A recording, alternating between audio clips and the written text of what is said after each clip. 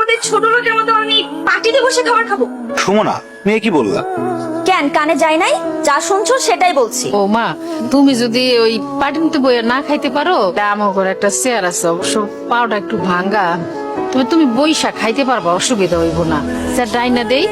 ভাঙা চেয়ারে বসে সুমনা খাবার খাবে? অসম্ভব। ছি ছি, এসব কি রান্না করছে? এর থেকে তো আমার বাসার কাজের বুয়ারা ভালো রান্না করে খায়। মাকে ভেবে অপমান না করলে হয় না? এটা কোনো রান্না হইলো? তুই খাবারটা খাবা না ঠিক আছে, সেই জন্য তুমি আমাদের রিজিকটা নষ্ট করবা? এই একটা ছোট লোকদের সমস্যা, কিছু বললে তাদের অপমান হয়ে যায়। যত সব ফালতু নাকামি। মাথাটা ঠান্ডা করো। বুঝতে পারছি তুমি এগুলি খাইতে পারবা না। তুমি কও তুমি কি খাইবা, সাইফুল হোটেল থেকে আইনা দিই। ভাবি, মা তো ঠিকই বলছে, তুমি বড়লোক মানুষ, তোমার এইসব খাবার পছন্দ নাই হইতে পারে। তুমি কি খাবা বলো? ফ্রাইড রাইস আর চিকেন ফ্রাই। মা, সেটা তো মেলা দাম। আমি সারাদিনে যে ইনকাম করি তা দিয়ে তো এক প্লেট ফ্রাইড রাইসও হবে না। এই বাসি পচা গন্ধ খাবার তুমি কোথা থেকে এনেছো? ওই যে আমাকে 3 রাস্তার মোড়ে যে দোকানটা আছে না, সুন্দর করে ওই দোকান থেকে আনছি। আমার সামনে নিজে বানাই দিছে। আমি কি ফুটপাতের খাবার খামি? তোর কাছে বড় কোনো চাইনিজ রেস্টুরেন্ট চোখে পড়ে নাই?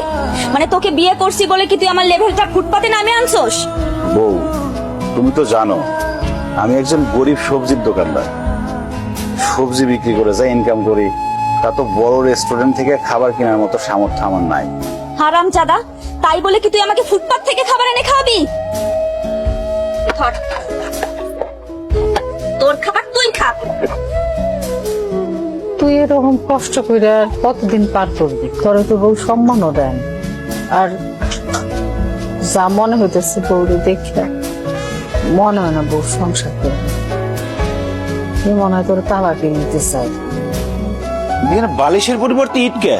আমি রাখছি যাতে তোমার মাথা থেকে রক্ত বের হয়। মানে তুমি আমরা খুন করতে চাও? হ্যাঁ, করতে চাই। প্রয়োজন পড়লে তাই করব। আমার ডিভোর্স চাই। বউ, ডিভোর্স ছাড়া তুমি যা চাইবা তাই পাবা। প্রয়োজনে আমি প্রতিদিন অনেক বেশি পরিশ্রম করে তোমার জন্য চাইনিজ থেকে খাবার নিয়ে আসবো, ভালো ভালো খাবার নিয়ে আসবো। আমার না কোনো খাবার চাই না, আমার না তোমার থেকে ডিভোর্স চাই। কারণ তোমার মতো সবজিওয়ালার সাথে না আমার চাই না। কি হলো? এরকম বজ্রপাত হয়ে যায় মানুষের মতো চুপচাপ বসে আছো কেন? কি বলছি কানে যায় নাই? জি, গেছে।